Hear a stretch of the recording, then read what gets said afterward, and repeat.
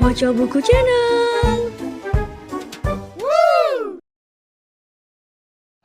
Assalamualaikum warahmatullahi wabarakatuh. Kembali lagi dengan saya Muhammad Zaki Zakaria di channel Moco Buku.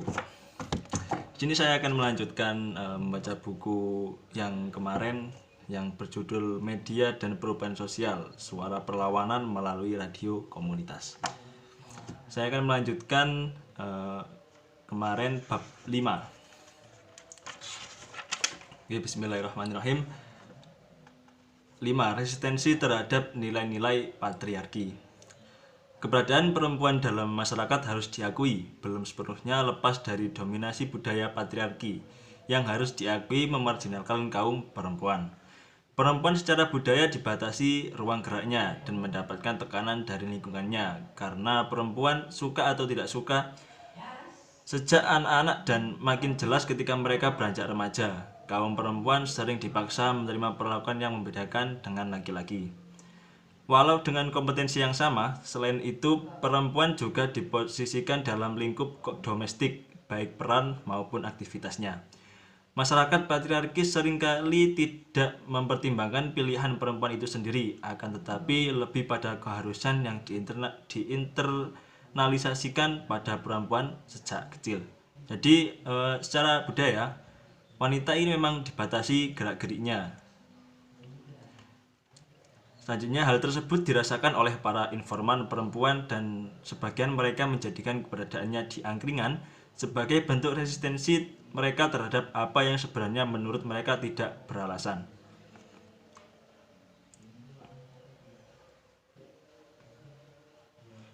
Di dalam kasus angkringan, beberapa perempuan secara sadar melakukan resistensi tersebut dengan terus terlibat di angkringan, walau awalnya dilarang keluarga atau dinilai negatif oleh tetangganya. Selain itu, salah satu informan perempuan mengatakan bahwa mereka sadar bahwa di angkringan ada kesempatan mereka untuk memperoleh ilmu secara gratis dan menurut informan tidak semua orang sadar akan hal itu. Dengan kata lain, informan tidak mau menyia-nyiakan kesadaran yang dimilikinya hanya karena dia perempuan. Secara sadar, informan juga mengakui adanya belenggu adat istiadat terhadap perempuan yang dia rasakan. Kalimat selanjutnya menunjukkan resistensi informan terhadap belenggu adat yang umumnya diterima begitu saja oleh perempuan-perempuan lain di desanya. Pada wawancaranya, bertahannya, apa ya? Yang tadi bawa-bawa image ya, bertahannya karena satu, di sini banyak ilmu. Ilmu itu diperolehnya gratis dan tidak semua orang menyadari hal itu. Saya perempuan, tidak semua perempuan menyadari bahwa ilmu itu ada di mana-mana. Tidak harus kita keluarin biaya untuk itu. Tinggal bagaimana inisiatif kita. Terus yang kedua, saya tidak mau terbelenggu oleh adat istiadat yang mengharuskan bahwa perempuan harus di rumah. Perempuan tidak bisa berkarya. Saya tidak mau seperti perempuan lain yang menghabiskan waktu hanya dengan kerja atau sekolah. Kegiatannya hanya itu, harus ada variasi wawancaranya. Selain itu, ada kesadaran akan identitas dirinya sebagai perempuan yang merasa berbeda dengan perempuan-perempuan lainnya. Tercermin dari ungkapan informan yang juga mengatakan, saya tidak mau seperti perempuan-perempuan lain. Kesadaran yang dimilikinya tampaknya belum menjadi sesuatu yang menurutnya harus dan bisa ditularkan. Ini salah satu yang barangkali dapat menjelaskan alasan informan dan perempuan lainnya yang terlibat sebagai pengelola dan tak terpikir mengangkat isu perempuan atau pemikiran yang berbeda tentang perempuan melalui teks yang diproduksinya.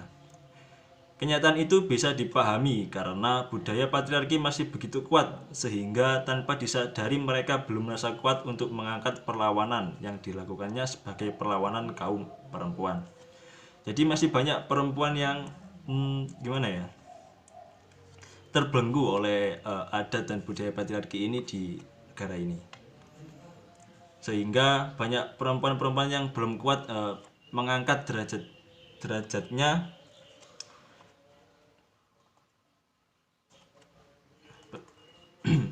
sehingga mereka belum kuat untuk mengangkat perlawanan yang dilakukannya. Apabila ada kesadaran informan untuk menjadikan perlawanannya sebagai perlawanan kaum perempuan, maka kemungkinan informan akan berani atau paling tidak terpikir untuk memperluas kesadarannya melalui tes yang diproduksinya kepada perempuan lain. Hal ini juga dapat menunjukkan bahwa penilaiannya informan tentang dirinya bahwa dia adalah orang yang berbeda dengan perempuan lain. Artinya, boleh jadi dia menganggap perempuan lain bukan hanya karena tidak bisa, tapi boleh jadi karena mereka tidak bersedia atau tidak mau berperilaku seperti mereka. A. Resistensi melalui angkringan. Bagaimana caranya? Secara operasional, resistensi yang terjadi di Timbul Harjo dilihat dari sasarannya mencakup dua level.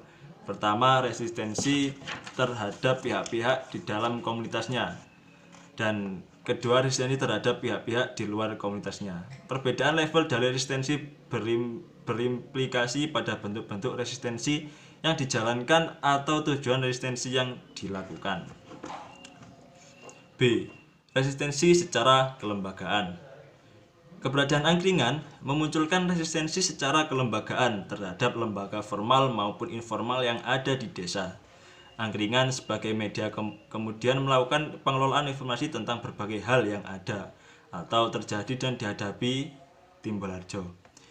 Pengelolaan informasi yang dijalankan angkringan pada dasarnya mencakup proses pencarian informasi, pengolahan informasi, dan penyebarluasan informasi maupun pendokumentasian informasi. Para anak muda atau para pengelola dapat membangun sistem pengelolaan institusi sebagai alat perlawanan yang efektif. Para individu yang terlibat dapat memosisikan diri sebagai subjek yang mengoperasikan sebuah sistem. Dalam hal ini, sistem informasi melalui sistem yang dibawanya mereka memiliki kekuasaan dalam masyarakatnya untuk akhirnya kemudian diperhitungkan. Dengan cara seperti itu, para pengelola angkringan secara diplomatis dapat mengatakan bahwa mereka hanya memfasilitasi informasi yang dibutuhkan masyarakat apa adanya. Akibat atau resistensi lebih lanjut yang lebih kuat justru diharapkan datang dari masyarakat. Hal ini terjadi misalnya ketika angkringan menyebarluaskan informasi bahwa mereka akan menyiarkan langsung LPG publik. Ketika pamung desa mengetahuinya, kemudian kepala desa atau lurah mengirim surat kepada angkringan yang isinya melarang angkringan menyiarkan acara tersebut. Angkringan tidak memprotes larangan tersebut, akan tetapi kemudian menyampaikan permohonan maaf kepada masyarakat karena tidak dapat menyiarkan acara tersebut dan melampirkan surat dari kepala desa terkait dengan pelarangan tersebut. Walaupun beberapa selebaran pembatalan siaran yang ditempelkan angkringan sempat dicabut oleh pamung desa, akan tetapi ternyata cara itu cukup efektif karena akhirnya kepala desa langsung datang ke studio angkringan dan mencabut larangan tersebut. Ketika seorang informan mengetahui penyimpangan yang dilakukan oleh tetangga, temannya, atau teman keluarganya, secara budaya sulit bagi dirinya untuk mengingatkan atau menegur. Akan tetapi dengan adanya angkringan sebagai sebuah institusi, maka resistensi tetap dimungkinkan dengan tetap menjaga relasi personal dirinya dengan orang yang bersangkutan. Resistensi seperti ini juga dijalankan oleh pihak-pihak yang takut untuk teridentifikasi melalui resistensi. Melalui angkringan mereka tetap dapat menyalurkan resistensi dengan menjadi pemasok data tanpa perlu diketahui oleh pihak lain.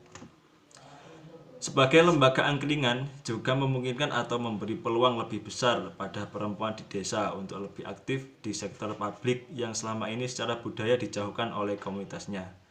Budaya angkringan sendiri sebagai cikal bakal atau yang memberi inspirasi berkembangnya angkringan sebagai media. Pada dasarnya tidak memberi peluang perempuan untuk terlibat.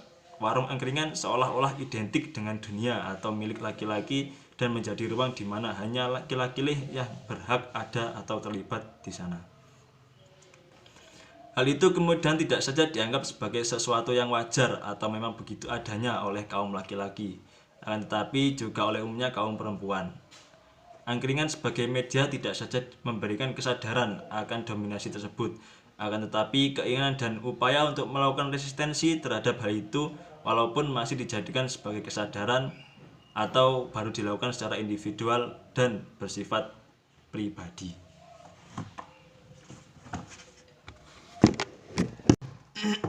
Ya, untuk Sebelum saya lanjutkan,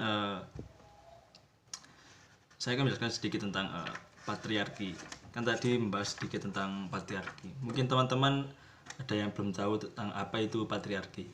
Jadi patriarki merupakan sebuah status sosial yang kekuasaan tertinggi sudah dipegang oleh laki-laki.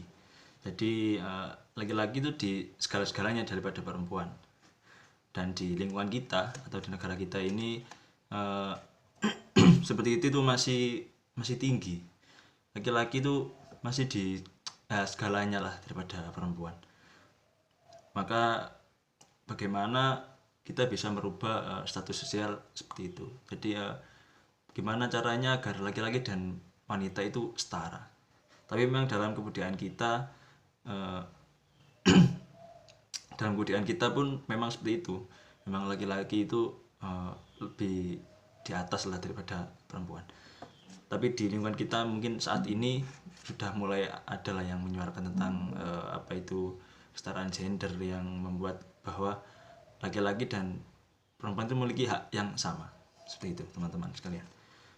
Baiklah, kan saya akan melanjutkan tentang yang saya baca tadi. Selanjutnya yaitu resistensi secara verbal. Resistensi secara verbal dilakukan dengan memproduksi berbagai teks yang isinya menjadi bentuk resistensi sendiri. Jadi resistensi secara verbal itu ya banyak yang bisa dilakukan. Salah satunya adalah dengan memproduksi berbagai teks yang isinya menjadi bentuk resistensi tersendiri. Pemilihan dan penyusuan kata serta kemasan menjadi cara tersendiri dalam melakukan resistensi secara verbal.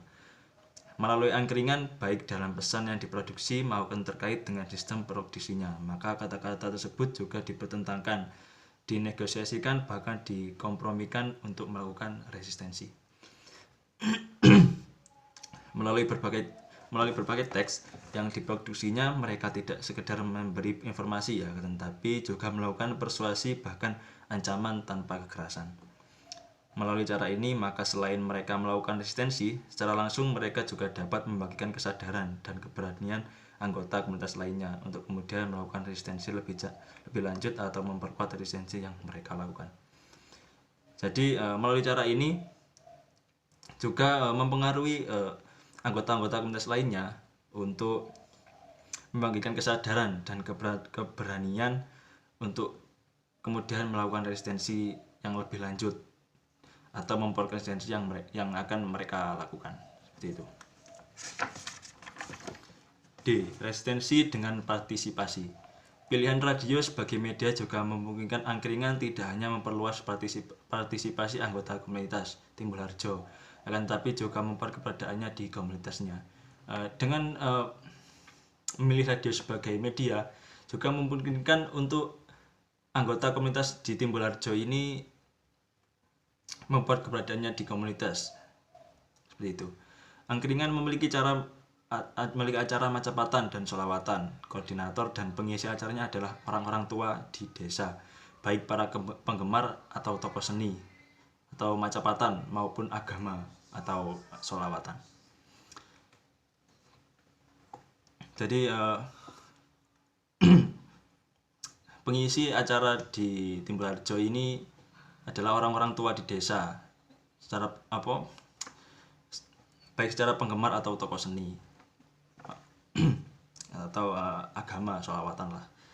Partisipasi orang-orang tua pada acara tersebut menjadi cara mereka atau para orang tua melakukan resistensi terhadap orang-orang yang mereka anggap tidak menyukai atau dapat mengancam keberadaan angkringan. Mereka mengemukakan bahwa keterlibatan mereka walau hanya dalam acara seni dan agama dapat menjadi semacam backing, karena biasanya anak muda di desa memang sering kurang dianggap atau dihargai, bahkan dengan mudah dilarang apabila dianggap berbeda pandangan dengan orang-orang tua. Mereka mendukung pemberitaan dan upaya angkringan, akan tetapi menghindari konflik terbuka antar orang tua, atau bagi mereka secara budaya ora ilok, atau mereka tak enak karena dikritik. Itu umumnya juga teman mereka dari kecil. Resistensi dengan mengabaikan. Ketika memperkirakan sikap dan tindakan mereka tidak dapat atau kemungkinannya masih kecil untuk mempengaruhi kelompok dominan, maka cara mereka melakukan resistensi adalah dengan mengabaikan hal-hal yang ditetapkan oleh kelompok dominan tersebut. dalam hal perizinan angkringan dan banyak radio komunitas lainnya mengabaikannya karena mereka menganggap pembuat peraturan tidak memahami situasi dan kondisi mereka. Dengan kata lain, peraturan pemerintah yang dianggap menekan radio komunitas akhirnya dalam praktik di lapangan tidak diakui atau dipatuhi oleh mereka.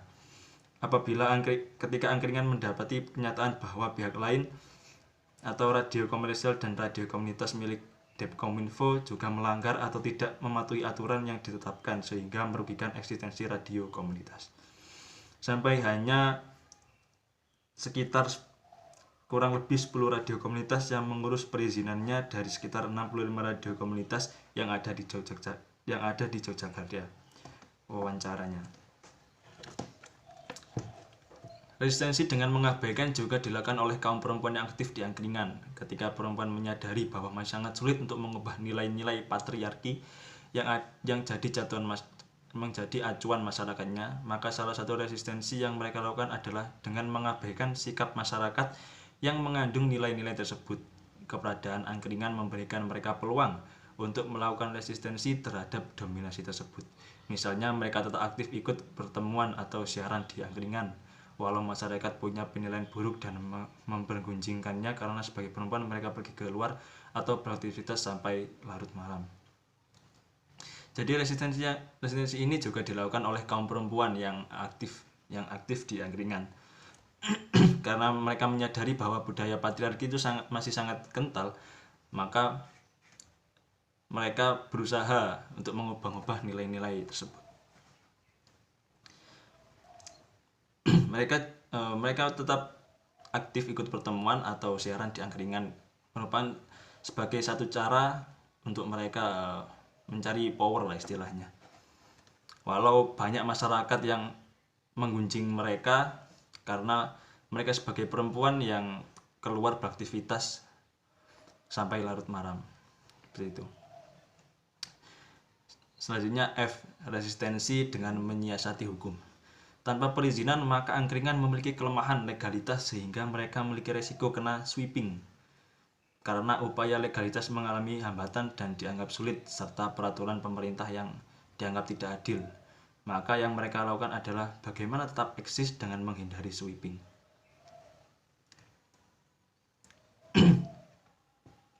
Jadi karena tanpa perizinan maka angkringan memiliki kelemahan. Ya, kelemahan mereka legalitas sehingga mereka memiliki resiko kena sweeping. Seperti itu. Upaya untuk terhindar dari sweeping yang dilakukan oleh pihak Balmond, mereka berteman akrab dengan orang-orang tersebut. Cara itu cukup efektif sehingga pihak Balmond atau para petugasnya tidak melakukan sweeping. Dengan cara itu dihasilkan kesepakatan informal dengan menanamkan nilai-nilai budaya atau solidaritas sesama rakyat bawah dalam diri orang-orang tersebut yang menghambat mereka melakukan sweeping pada radio angkringan. Jadi salah satu cara agar tidak terkena sweeping, para anggota-anggota angkringan ini berupaya untuk mendekati para pihak Balmond atau pihak-pihak yang berusaha untuk melakukan sweeping. Dengan cara itu memang dinilai sangat efektif karena dengan dekat dengan mereka maka mereka tidak akan melakukan sweeping karena sudah merasa dekat gitulah, seperti teman gitulah. Jadi mereka tidak melakukan sweeping pada angkringan tersebut. Hal yang sama dimukakan oleh salah seorang informan KPID Yogyakarta yang bernegosiasi secara informal dengan Pemda setempat untuk tidak masuk dalam kekisruhan masalah perizinan media komunitas. Cara-cara informal seperti itu dalam masyarakat Jawa dianggap lebih berbudaya atau tepat seliro dan hasilnya cukup efektif. Jadi menurut salah seorang informan, mereka bernegosiasi secara informal dengan Pemda setempat agar Pemda setempat ini tidak masuk dalam kekisruhan masalah perizinan media. Dan hasil ini juga lumayan efektif lah. Seperti itu. Selanjutnya G. Resistensi dengan berjaringan. Walaupun beberapa resistensi secara individual dan informal dilakukan, akan tapi perlawanan formal pada kebijakan harus tetap dilakukan. Untuk itu, angkringan melakukannya melalui tindakan berjaringan. Jaringan ini tidak saja pada tingkat lokal atau JRKY, tetapi juga nasional, baik CRKI maupun lembaga-lembaga lainnya. Lembaga-lembaga lainnya memiliki perspektif dan kepedulian yang sama terhadap media komunitas. Angkringan juga berjaringan dengan berbagai lembaga sipil atau donor walau prosesnya tidak langsung. Melalui kerja jaringan, maka resistensi angkringan sebagai media komunitas dapat lebih diperhitungkan dan memiliki dukungan yang lebih luas. Selain itu, di dalam komunitasnya, angkringan juga membangun jaringan sosial dengan berbagai kekuatan yang ada, baik formal maupun informal. Selain memperkuat keberadaan angkringan, jaringan sosial antar dusun dan antar kelompok yang sudah ada terbukti dapat memperlancar kegiatan angkringan secara operasional. Misalnya macapatan dan solawatan dan karang taruna dusun. Jadi angkringan juga membangun jaringan sosial dengan berbagai kekuatan yang ada, baik formal maupun informal. Mereka juga memperkuat keberadaan angkringan jaringan dengan beberapa dusun dan antar kelompok-kelompok yang lain.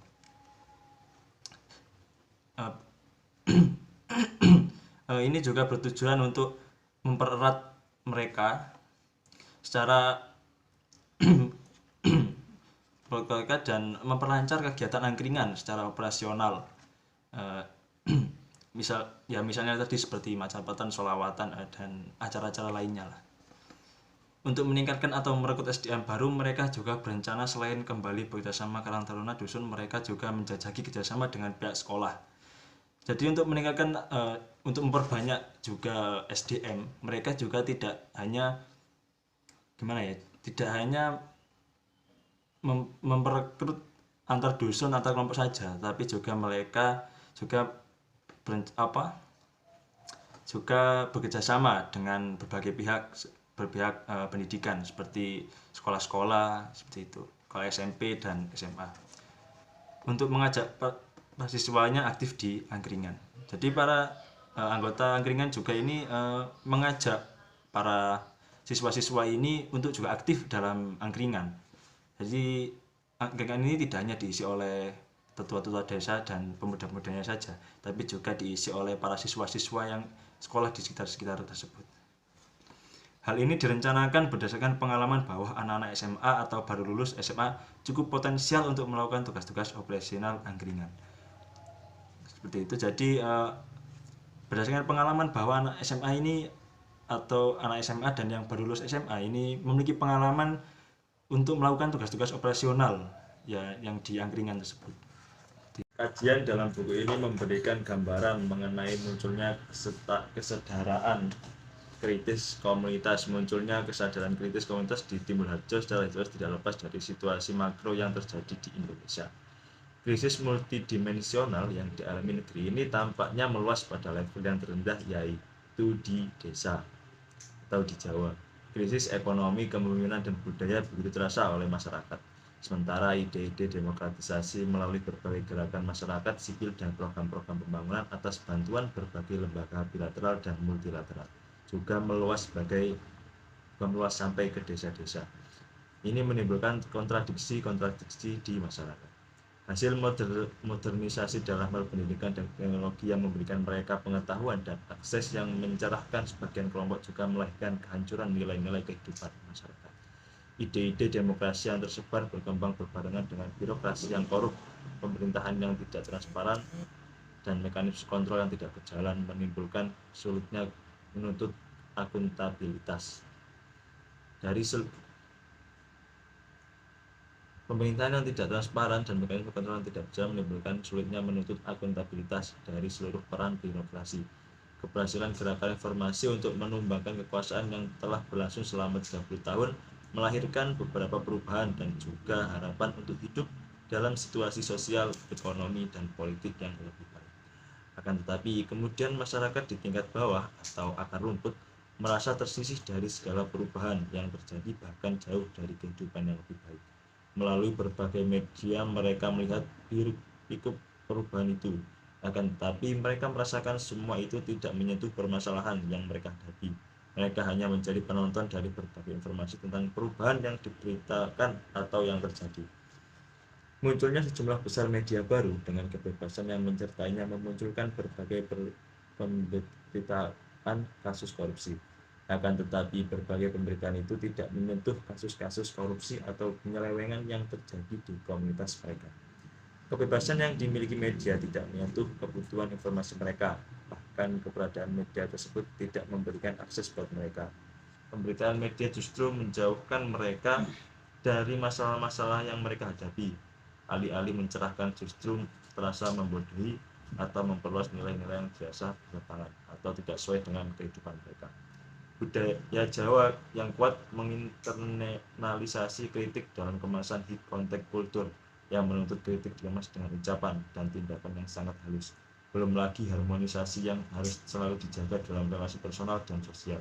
Mereka juga menjauhi kritik. Selain itu, kritik seolah-olah bukan dilahirkan untuk perubahan di masa depan, akan tetapi lebih bersifat romantisme pada keagungan masyarakat dahulu. Budaya Jawa yang kuat menginternalisasi kritik dalam kemasan hit konteks kultur yang menuntut kritik dikemas dengan ucapan dan tindakan yang sangat halus. Belum lagi harmonisasi yang harus selalu dijaga dalam relasi personal dan sosial. Mereka juga menjauhi kritik. Selain itu, kritik-kritik seolah-olah bukan dilahirkan untuk perubahan ke masa depan, akan tetapi lebih bersifat romantisme pada keagungan masyarakat dahulu. Keyakinan mereka pada agama justru lebih mengalihkan kontrol sosial pada kontrol yang bersifat individual, batiniah, dan kuasa Gusti Allah. Hukum karena menjadi salah satu muara eksekusi segala kesalahan yang dilakukan seseorang. Tidak mengherankan sebagian besar dari mereka tetap bungkam atas segala ketidakadilan atau penyelewengan yang dirasakan dan menjadi bagian dari hidup yang harus dijalani. Walaupun begitu, sebenarnya bukan berarti menerima sepenuhnya, karena pada dasarnya mereka sadar dan yakin ketidakadilan, penyelewengan, dan berbagai hal lain yang menyertainya adalah sesuatu yang buruk, yang secara budaya dan agama sangat diyakini tidak boleh dilakukan. Secara budaya, bukan berarti masyarakat Jawa tidak pernah melakukan perlawanan, walaupun sebisanya mereka menghindari konflik. Seorang tokoh budaya Jawa di Timur Harjo mengemukakan bahwa orang Jawa dalam menghadapi perlakuan sewenang-wenang atau mendapat perlakuan tidak menyenangkan berprinsip ngalah, ngalih, dan ngamuk. Orang Jawa yang mendapat perlakuan sewenang-wenang akan ngalah atau mengalah. Kalau tetap diperlakukan sewenang-wenang maka akan ngalih atau menghindar. Kalau setelah menghindar pun masih telah diperlakukan sewenang-wenang maka akan ngamuk atau marah. Dengan kata lain, perlu alasan yang sangat kuat atau benar-benar tak bisa dihindari sampai orang Jawa bersedia melakukan perlawanan.